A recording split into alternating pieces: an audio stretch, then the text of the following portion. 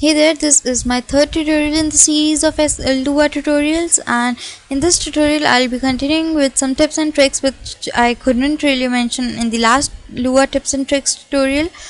So in this tutorial the first tip is quick swapping. In Lua you are allowed to use a separator b equal to b separator a, and that's all you really need to do to achieve swapping of variables. Unlike other languages where we need to introduce a third variable and do the swaps. Conditional assignment. So a equal to a or b will just don't look at the statement I have given below and listen to me. A equal to a or b.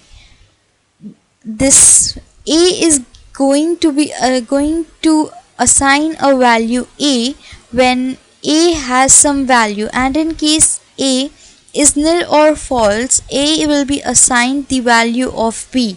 So that's what I mean by a equal to b, when only when a is nil. So in case a is nil or false, in Lua everything is either true or false. Lua actually takes nil as takes nil as false and everything else as true. So a equal to a or b, in case a is false or a is nil. If a is nil, it will be interpreted as false.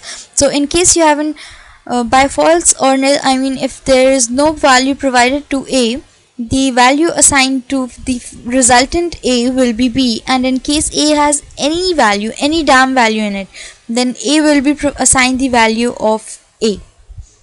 So moving on forward, c equal to a or b, again stating the same thing. C will be equal to a in case a has any value in it, and c will be equal to b in case a is nil or false.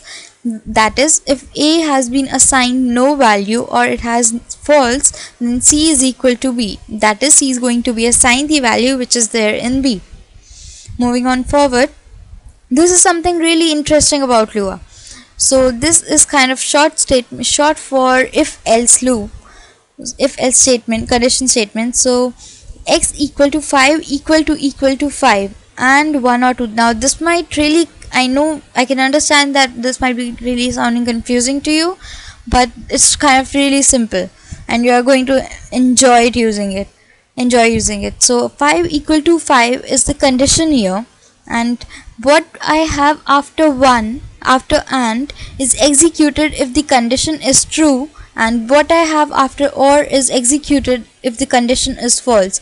So to simulate the if-else loop, you will just need to use the and keyword first and the or keyword last to have the if-else statement. So 5 equal to 5, just read this. If 5 equal to 5, then x equal to 1.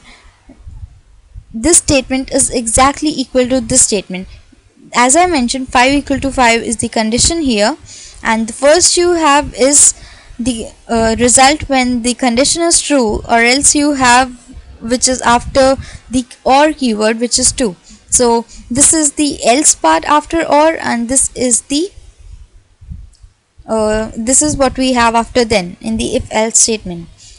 Similarly, this is again the statement simulating the same thing. If 5 is equal to 10, which is false, so in this case x will be set equal to 2 because 5 is not equal to 10. So what we have in the and what we have after and is what is executed if the statement is true, and what we have after or is executed is assigned if the condition is false. Moving on forward, again this is a very interesting feature in Lua. You can assign a function as many arguments as you want without fixing it, just by using this trio dot operator. That is, 3 consecutive dots in these brackets will let you add any n number of arguments, as many number of arguments you want to pass into this try function as you want. So this was the short introductory tutorial on Lua tips and tricks. If you like the tricks, don't forget to subscribe to the channel. Any suggestions will be welcomed. Thank you.